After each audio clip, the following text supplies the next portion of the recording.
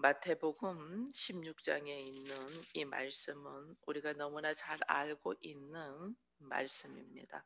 여러 사람들이 예수를 세례 요한, 엘리야, 선지자 중에 하나다라고 말을 할 때에 예수님께서 너희는 나를 누구냐 아느냐라는 질문을 합니다. 이때 시몬 베드로가 주는 그리스도시요 살아계신 하나님의 아들이라는 고백을 하는데, 사실은 이 고백을 할 때에 시몬 베드로가 이 말씀의 의미와 뜻과 삶을 살면서 하는 것이 아니고 그냥 그의 입술에서 나왔습니다. 이때 예수께서 네가 복이 있다, 이걸 네게 알게 한 것은 하늘에 계신 내 아버지이시다라면서 이 고백 위에 내가 교회를 세우겠다라는 이 말씀을 하면서 교회는 음부의 권세가 이기지 못한다. 그리고 또 교회에게 준 것이 또 천국 열쇠권을 준 것을 우리가 본문을 통해서 너무나 잘 알고 있는 말씀입니다. 그래서 우리도 오늘 이렇게 모여서 이 교회라는 공동체 속에서 우리가 형제가 되고 자매가 될 수 있으면 이 고백 위에 우리가 있기 때문에 서로 형제가 되고 자매가 되고 공동체를 이루어가고 있음을 보게 됩니다. 그래서 우리가 교회로 부름 받았다는 것은 내가 입으로 예수는 나의 주요 그리스도이다는 고백이거든요. 제가 그리스도라는 말에 대한 것은 참 많이 이야기를 했습니다. 사실은 기름 부음을 받은 자거든요. 메시아라는 뜻인데, 이 메시아를 구체적으로 만약에 이야기를 한다면 당신은 나의 왕이다. 당신은 나의 왕이다. 이게 조금 전에 천사모도 기도하면서 하나님이 말씀을 나를 위하여 주셨는데 이 말씀을 가지고 살지 못한 우리들의 모습을 고백하며 기도를 했습니다. 이 말씀이 육신이 되어 오신 분이 예수님이잖아요. 그죠? 이 예수가 왜 왔냐는, 우리의 모든 죄를 사하고 하나님과 나와의 화목의 관계를 이끌기 위해서 오셨잖아요. 그래서 나에게 하나님의 나라, 나에게 하나님의 자녀라는 이름을, 신분을 업그레이드하기 위하여 주께서는 오셨거든요. 그 주님은 나에게 철저하게 죄에서 노임받기 위하여 오신 분이고, 근데 그분이 나를 죄에서 노임받게 하기 위해 뭐 하였나? 자신의 생명, 자신의 목숨을 주셨잖아요. 목숨을 주셨. 그래서 예수가 오신 것은 나를 위하여 오셨다는 것을 알면서도 말씀이 나를 위하여 있다는 것을 생각을 못하는 것은 우리의 믿음 안에 말씀이 곧 예수다라는 것에 이것이 되어 있지가 않다는 거예요. 예수가 나를 위하여 오셨다 하는 건 우리는 어린아이들도 주일학교 아이들도 알고 있어요. 십자가를 지시고 그 예수의 보혈로 내가 씻음을 받고 하나님의 자녀가 된다는 건 아는데, 그 예수가 말씀이 예수로 육신을 입어서 예수로 오셨음에 말씀이 나를 위하여 오신 분이잖아요. 하나님이시면서 나를 위하여 모든 것을 내려놓고 오신 분이잖아요. 근데 그분이 나를 살리기 위하여 자기의 목숨을 아낌없이 줬음에 나는 그리스도의 예수의 피값으로 사신 바 되어, 그래서 나의 왕이다 그 말이에요. 나의 왕. 우리는 머리로는 이걸 알고 있어요. 그러나 말씀이 나를 위하여 존재하고 있는 걸 모르는 것처럼 머리로는 예수가 나의 왕이요 나의 주라는 고백을 참 많이 하잖아요. 주님 이래 부르잖아요. 나의 주, 나의 왕, 나의 주인 이 뜻이거든요. 근데 우리는 입으로는 말을 하는데 그것이 나에게 소화가 되어서 나의 인격이 되고 나의 삶이 되지를 못하는 거죠. 그리스도다. 당신은 그리스도입니다. 이것은 당신은 나의 주입니다. 나의 왕입니다.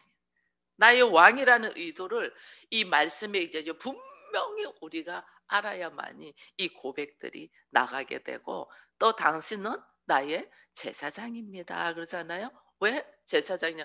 그의 피로 말미암아 나의 모든 죄가 사함을 받았은즉 나의 제사장이고 그 당신은 나의 선지자입니다. 당신의 가르침대로 당신의 말씀대로 내가 살겠습니다. 그 뜻이에요. 주는 그리스도시요 당신은 그리스도이다. 이 고백이 나의 왕이시며 당신이 나를 모든 죄에서 노임을 받게 하셨고 그리고 나는 당신의 가르침대로 살겠습니다. 이게 주는 그리스도요 이 뜻이에요. 그렇게 고백한 사람들을 하나님은 어떻게 교회로 부른다는 거죠. 근데 우리가 얼마나 이걸 머리로 아는 거와 내가 이것을 마음에 담고 소화되어서 나의 인격이 되어서 삶으로 사는 것이 이렇게 더딘 거예요. 이렇게 우리가 제대로 알지 못하고 있었다. 그리고 당신은 하나님의 아들이라는 것은 창조주다. 그 말이잖아요. 창조주다. 당신은 창조주다. 우린 피조물, 당신은 창조주. 이 모든 피조물은 창조주에 향하여 있어야 되잖아요. 모든 생명은 빛을 향하여 있는 것이 이 뭐냐면 창조주를 향하여 있다는 거예요. 당신은 하나님의 아들입니다. 우리가 오직 당신을 향하여 바라봅니다. 그래서 주바라기라는 이름도 나오는 거예요. 이 고백 위에 세워진 교회가 이제 오늘 우리들이 교회 공동체로 모이는 우리들의 모습이다. 근데 이 모습에는 하나님께서 음부의 권세가 이기지 못한다 했는데 이렇게 해서 이 전 세계의 교회들이 이래 있어요. 근데 그 교회들이 있는 것 중에서 우리 이제 교단이 많이 있잖아요. 장로교단 있고 우리도 성결교단 있고 뭐 침례교단 있고 감리교단 있고 이렇게 교단들이 많이 있습니다. 사실 이거는 인간과 인간의 이 교리적인 생각에서 나눠져 있는 거지 실제로 하나님과 예수 그리스도 안에서 우리는 다 교회됨입니다. 특별히 우리가 성결교회에 다니고 있으니 오늘 여기 책자의 성결교회에 대한 이야기잖아요. 그리고 우리는 성결교회 교인인즉 이런 믿음의 고백 위에 세워진 교회 속에서도 이 성결교회가 어떻게 세워졌으며 또 이 성결교회가 나아가고자 하는 방향이 어디에 있나를 조금 알아야 되기 때문에 아마 사순절 기간에 이 성결이라는 말씀을 가지고 성결교회에 대한 이야기를 우리가 함께 나눌 수 있도록 기회를 주시는 것 같습니다. 그래서 성결교회는 사실은 미국의 그 카우만이라시는 분, 카우만이나 선교사죠. 카우만과 길보른 이런 분들이 그 동양 선교회를 만들었어요. 이 동양 선교를 OMS라고 하는데 OMS가 사실은 그 미국의 본부가 있는데 이 동양 선교회를 만들어서 이 동양 선교회에서 이 공부하게 된 분이 우리나라 분 여기 오늘 이름 있는 정빈 김상준 분 이분이 여기에서 공부를 해요. 이것이 공부를 하면서 이분들이 거기서 신학을 공부를 하는 거죠. 이 동양선교에서 이 말씀을 받아들이면서 놀라운 성결의 체험, 성령의 역사를 경험하면서 한국에 들어와서 이분들이 복음 전도관을 먼저 만들면서 시작된 것이 성결교회예요. 이 다른 뭐 장로교나 감리교는 외국 선교사가 들어와서 우리 여기다가 교회를 만들고 학교를 만들고 병원을 만들어서 선교가 시작되었다면 성결교회는 한국 사람이 공부를 하고 배워서 성령으로 충만해서 한국에 들어와서 한국 사람인 정빈과 김상준 씨가 복음 전도관을 세워서 여기서부터 시작된 것이 성결교회예요. 근데 여기 이제 말씀을 보니까 여기서 먼저 교회를 세우지 아니하고 오직의 믿음의 이 고백으로 증거로 이들이 이제 복음만 증거한 거죠. 막 복음만 전가하다가 이 복음만 전가 그러니까 복음 전도관이라는 것이 세워졌던 거예요. 이것이 나중에 뭐가 되냐면 서울신학대학이 되고 이게 성서 경성 성서학원 이래서 나중에 이름이 서울신학대학으로 바뀌는 거예요. 처음에는 목회자들 이 이 신학생들을 좀 더 많이 양성해야 되겠다는 것을 했는데, 이 교회라는 것이 나중에는 사람들이 그 복음을 받아들이고 모이면서 교회가 된 거예요.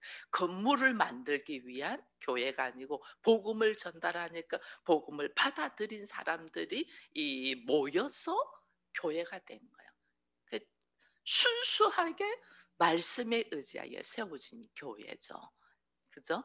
이게 복음을 받아들이고 복음을 받아들인 사람들이 모여서 우리도 함께 예배를 드리자 이러면서 하면서 교회가 시작된 거예요. 그래서 우리 성결교회는 이 저도 처음에 이 교회가 세워질 때 저희 집에서 그냥 성경 공부, 말씀 나눔, 성경을 좀 알자, 하나의 말씀을 좀 알자 해서 말씀 공부를 하면서 모여졌잖아요.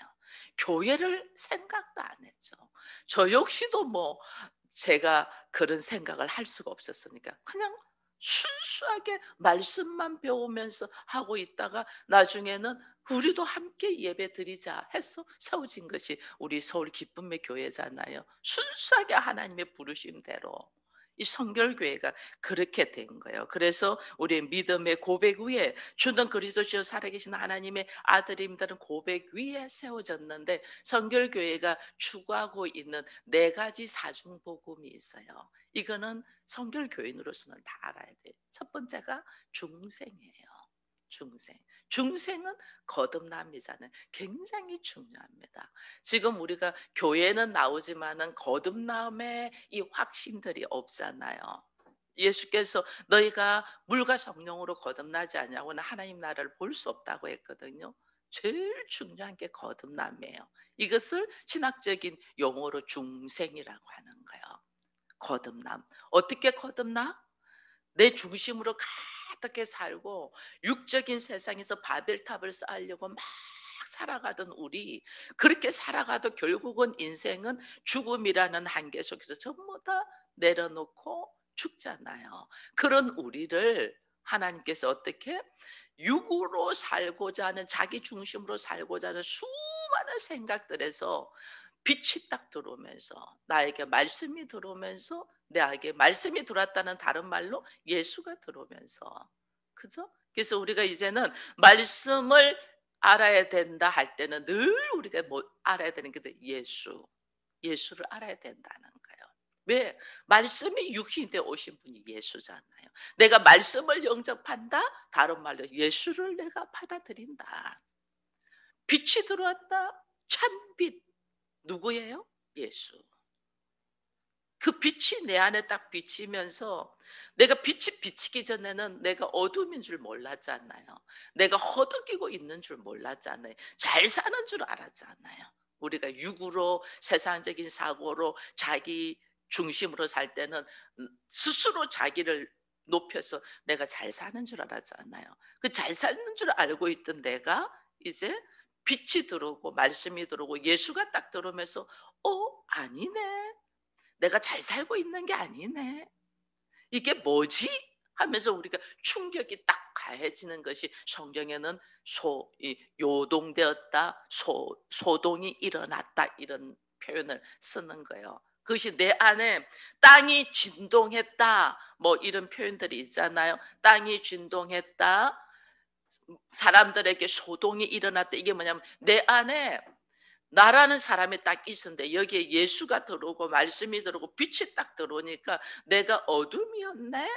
내가 잘 사는 것이 아니었네? 하는 것이 아니까 이렇게 충격이 일어나니까 진동이 일어나고 소동이 일어나고 내 안에 수많은 혼란 속에서 들어가는 거예요. 근데 말씀이 딱 들어오면서 오늘 내가 이렇게 사는 것이 아니구나. 이제는 하나님의 말씀에 의지하여 예수에 의지하여 이 빛을 쫓아서 가야 되겠다 라면서 내가 그동안에 가지고 있던 것을 탁 내려놓고 말씀에 의지하여 걸어가는 것이, 이게 거듭남이에요, 우리 안에. 그래서 말씀에 의지하여 걸어가는 삶이 이렇게 중요한 거예요. 이 거듭남의 삶으로 딱 들어가는 것이 중생의, 이게 삶의 목표가 달라진 거예요.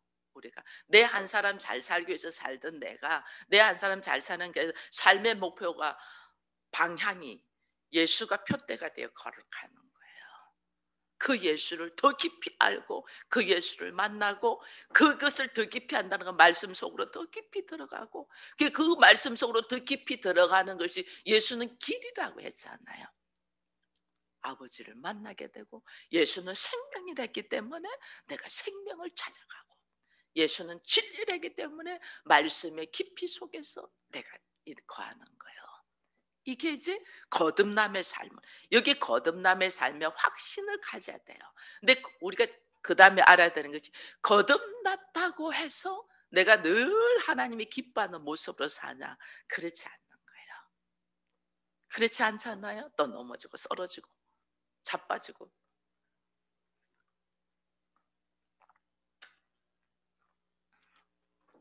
베드로도 주는 그리스도시요 살아계신 하나님의 아들이라는 고백을 했습니다. 그러나 그가 안 넘어졌냐? 아니에요. 그 고백을 하고도 예수를 어떻게 해요? 부인했잖아요. 그래서 우리 역시 그렇다는 거예요. 내가 내 욕심과 내 생각대로 살던 내가 어느 날 빛과 말씀과 예수가 들어와서 그래 내 인생 이제 이렇게 사는 것이 아니야. 하나님의 말씀 가운데서 주를 바라보며 살아야 되고 내가 걸어오지만은 그렇다고 해서 내가 안 넘어지는 게 아니야. 넘어지고 자빠지고 좌절하고 다시 애굽으로 돌아가고 싶은 것이 우리라니까요. 그래서 하나님이 그 다음 단계 이 거듭난 사람은 반드시 경험돼야 되는 게 있다. 그게 뭐냐? 성결인 거예요. 그래서 성결교회는 중생한 이 거듭난 자가 반드시 바라고 경험되어지고 체험되어져야 되는 것이 성결이다. 이 두 번째 성결이에요. 성결. 그래서 오늘은 이 성결교회니까 성결의 체험이 우리에게 얼마나 중요한가를 말하기 위하여 이게 있는 거예요. 그 다음에 성결의 체험하신 분들이 하나님께서 어떻게 그 다음에 그들을 보호하고 지키고 인도하는 것이 어떻게 병을 고치고 우리들의 삶을 고치고 이게 신유예요. 신유. 저 같은 경우는 신유의 경험을 한 사람이잖아요. 그죠? 나의 몸을 고치고 나의 생각을 고치고 나의 인생의 삶을 고쳐나가면서 보호하시는 거예요. 그래서 이게 음부의 권세가 너를 이기지 못한다 하는 것이 뭐냐면 하나님의 신유의 은사가 우리에게 있는 거예요. 신유. 근데 이 신유를 누리며 경험되는 것이 성결의 이 체험 속에서 이걸 알게 되는 거예요. 성결의 체험. 성결의 체험. 성결 말 그대로 거룩이에요. 거룩. 다른 말로 우리가 쉽게 말하면 성결은 죄에서 거리가 멀. 죄와 죄의 모습에서 단절되는 거예요. 근데 우리가 이게 죄의 구르기 속에 있던 우리인데 어떻게 우리가 죄의 모습에서 단절되겠어요? 죄가 뭔 줄 알아도 그 죄를 우리가 내려놓지 못하는 선악의 지식으로 판단하는 사람들이 죄라는 걸 우리가 알잖아요. 그 죄라는 걸 아는데도 나는 여전히 선악의 지식으로 판단하고 있는데 이거는 성결은 머리로 이해되고 지식으로 공부해서 되는 것이 아니라는 거예요. 반드시 경험되어져야 되는 거예요. 반드시 성결은 경험되어져 체험해야 돼. 어떻게? 이거는 오직 성령의 역사로. 성령의 역사로. 성결의 체험이 있어야만이 우리의 삶 속에 요동되고 흔들리지 않아요. 이 성결교회는 굉장히 다른 교단에서 우리 성결교회에 대해 부러워하는 것이 이 성결의 체험이에요. 성결. 이거는 누구에게? 여러분 제가 어떻게 성결의 체험을 하고 이 성결의 체험은 다른 말로 우리가 세례를 받는데 물과 성령으로 거듭나지 않으면 하나님 나라에 볼 수 없다고 했잖아요. 물세례가 우리가 받는 물세례 속에서 거듭남의 경험입니다. 내가 이제는 죽고 말씀으로 살겠다. 이 물세례, 물을 우리가 성부와 성자와 성령의 이름으로 물세례를 주잖아요. 실제로는 몸을 담궈서 내가 죽고 예수의 이름으로 죽고 아버지 이렇게 되거든요. 그래서 내가 나의 의지와 생각을 내려놓고 이제는 오직 말씀으로 예수를 향하여 가겠습니다. 이게 거듭남이잖아요. 거듭남. 이 거듭남이 물세례예요. 물세례한 사람들이 반드시 무슨 세례? 성령의 세례를 받아야 되는 거예요. 이 성결은 성령의 세례로만 일어나는 일이에요. 반드시 성령의 세례. 이 성령의 세례를 경험한, 우리는 지금 성경에 보면 사도행전 2장에 보면 네가 성령을 선물로 받으려니 하면서 죄를 회개하고 네가 죄 사함을 받으면, 그죠? 입으로 회개하고 죄 사함을 받으면 성령을 선물로 받는다고 이렇게 돼 있거든요. 맞아요.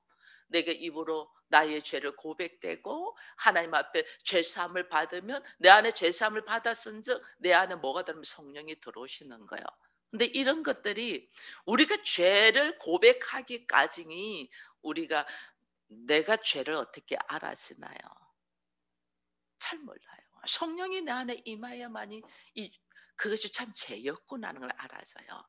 그래서 저도 성령의 세례를 받고 성결의 체험을 할 때 나는 어떤 순간에 성령을 받고 이게 성결의 체험을 했나 이렇게 보니까, 물론 순간순간 성령의 터치함과 성령의 체험들은 합니다. 우리 모두 다 합니다. 그러나 강건적으로 하나님이 나의 인격과 삶과 인생을 뒤집어 놓는 성령의 체험은 어떻게 했나 보니까 나에게서 나가는 게 아니더라고요. 하나님이 나를 불쌍히 여길 때예요. 나에게서 뭐 이게 아니에요. 내가 바라고 그냥 설설설 우리가 바랍니다. 하나님, 어떻게 하면 하나님을 알 수 있나요? 뭐 어떻게, 이런 바람 속에서 하나님은 성령으로 나의 마음을 터치를 해서 내가 거기에 대해 관심은 가지게 합니다. 그러나 성결의 체험과 성령의 세례를 강건적으로 받는 것은 하나님이 우리를 불쌍히 여기는 거예요. 나를 향한. 근데 나를 불쌍히 언제 여길까? 여러분, 나를 언제 불쌍히 여길까? 반드시 성령의 세례를 우리는 받아야 되고 성결의 체험을 해야 됩니다. 이 체험이 없기 때문에 오늘 전부 다 시끄러운 거예요. 거듭난 것까지는 좋아. 근데 머리로 아는가 하고 내가 온 몸으로 하나님을 경험되는가하고는 다르다는 거예요. 사는 거거든요. 이게 주는 그리스도시요 하나님의 아들입니다. 베드로 고백했어요. 고백했는데 예수님 부인하잖아요. 이 거듭남의 역사가 베드로에게 있었어요. 있었기 때문에 주와 함께 죽을지언정 주를 버리지 않겠다는 고백들을 했죠. 그러나 성결의 체험, 성령의 뜨거운 세례가 없었기 때문에 부인한다. 언제든지 부인한다. 우리에게 이 성령의 뜨거운 체험, 성령의 세례는 하나님의 전적인 선물인데, 이 선물이 어떻게 나를 불쌍히 여길 때 얼마나 저는 한 번씩 그리 생각해요. 하나님이 내가 너무 불쌍했나 보다고. 저는 며칠 전에도 장로님하고 이야기하면서 그 말, 하나님이 나를 불쌍히 여겼구나. 이 불쌍히 여기면요, 우리가 어느 때 불쌍해요.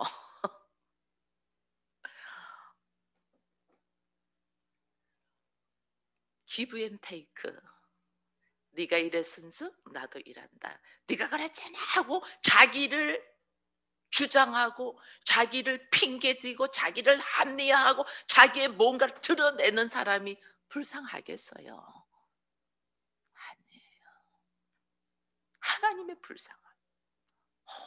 어떻게 우리가 인간적으로 뭐 이래 봐도 늘 당하기만 해. 늘. 가인과 아벨이 있으면 누가 불쌍해요?